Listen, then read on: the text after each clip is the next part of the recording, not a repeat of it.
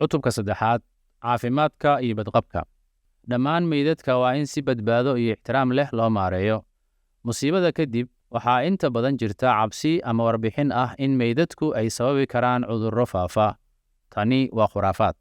guud ahaan meydku ma keeno cudurro faafa kadib musiibooyinka ay sababta u yihiin khataraha dabiiciga ah halkaas oo dhibanayaashu inta badan u dhintaan dhaawac qarraqmid ama dab si kastaba ha ahaatee musiibada kadib waxaa jira khataro ay wajahaan kuwa maareeya meydka iyo bulshada guud meydadka u dhinta cudurrada sida aadka u faafa sida ebola daacuunka ama qandhada loo yaqaan lassa ama musiibooyinka ka dhaca meelaha cudurradani ay ku badan yihiin waxay wataan xoogaa khatar ah maadaama dheecaanada jeermiga wata ee ka soo baxa meydka ay cudur qaadsiin karaan dadka kale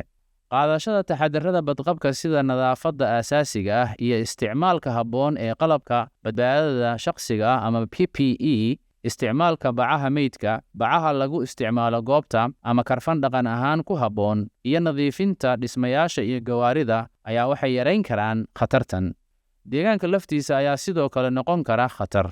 waa muhiim in la ogaado marka ay ammaan tahay in la galo deegaan iyo marka ay tahay in laga fogaado ugu dambayntii maaraynta meydka waxay noqon kartaa waayo aragnimo shucuureed oo ay adag tahay in loo adkaysto taageerada looga hortegayo waxyaabaha saameeya dhimirka oo bulshada la xiriira iyo ka warbixinta waa inay u diyaarsanaadaan kuwa meydka maareeya maadaama ay tahay shaqo daal badan jawaab-bixiyayaal badan ayaa sidoo kale ceebayn kala kulma bulshooyinka